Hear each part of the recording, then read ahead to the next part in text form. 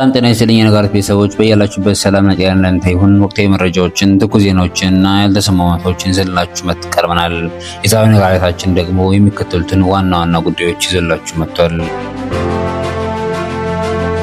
ከአርሲው አሰቃቂ ጥቃት በስተጀርባ ካለው ስትራቴጂካዊ ትስስር ጀምሮ በትግራይ ክልል የታወጀውን አዲስና አስገዳጅ የወታደራዊ ክተት አዋጅ እንዲሁም ይህንን ተከትሎ በቀድሞው ጠቅላይ ኤታማዦር ሹም ጄኔራል ሳሞራ የኑስና በዶክተር ደብረጽዮን ስብስብ መካከል እየተካሄደ ያለውን ብርቱ የውስጥ ፍልሚያ በጥልቀት እናያለን። እስከ ዜናዎቹ ፍጻሜ አብራችሁን ቆዩ።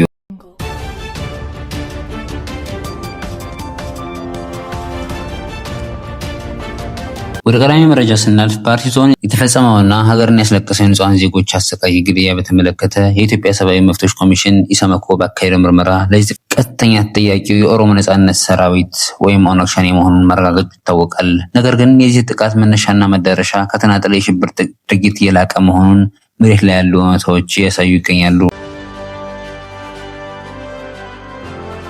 በአሁኑ ወቅት በሀገሪቱ የጸጥታ መዋቅር ላይ ትልቅ ስጋት የደቀኑት ፋኖ፣ ህወሓትና የኦሮሞ ነጻነት ሰራዊት ወይም ኦነግ ሸኔ አብሮ ለመስራት መስማማታቸውንና ግንባር መፍጠራቸውን ራሳቸው በአንደበታቸው በይፋ መናገራቸው የሚታወስ ነው። እነዚህ ቡድኖች የገለጹት እውነታ እርስ በእርስ መረጃን በመለዋወጥና አንዱ የሌላኛውን እንቅስቃሴ እያገናዘበና እየተመጋገበ የሚጓዝበትን መዋቅር መፍጠሩን በግልጽ ያሳያል። ለዚህም ማሳያ የሚሆነው ፋኖ በአማራ ክልል ሁሉም መንገዶች ይዘጉ የሚል ማረጋገጫ መግለጫ ባወጣበት በጥቂት ሰዓታት ልዩነት ውስጥ ሸኔም በኦሮሚያ ተመሳሳይ መግለጫ አውጥቶ መንገዶችን ለመዝጋት መንቀሳቀሱ ነው።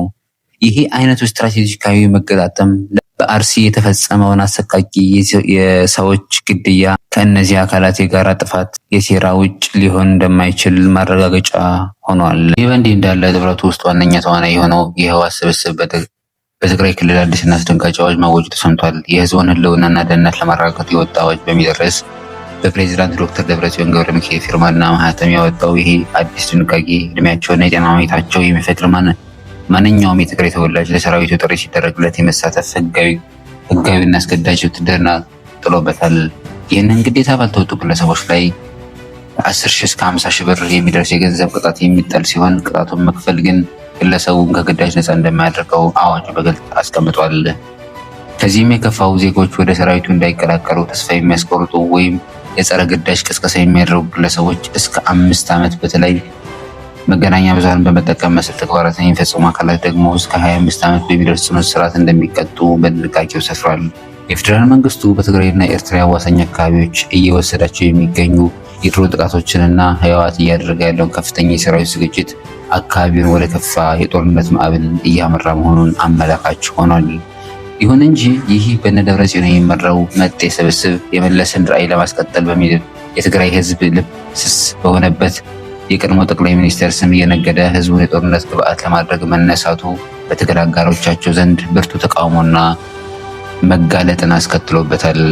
ማን ያውራ የነበረ ማን ያርዳ የቀበረ እንዲሉ አበው የመለስ ዜናዊን የቅርብ ጓደኛ የነበሩት የቀድሞ የጦር ኃይሎች ጠቅላይ ኤታማዦር ሹም ጄኔራል ሳሞራ የኑስ ፊት ለፊት ድምጻቸውን አስቀምጠዋል። ጄኔራል ሳሞራ ከመለስ ህልፈት ጀምሮ በጽናት እንደሚመሰክሩት መለስ ዜናዊ ማናቸውንም አይነት ችግሮች በምንም አይነት ሁኔታ በግጭትና በጦር ይፈታሉ የሚል እምነት ፈጽሞ የሌለው መሪ ነበረ።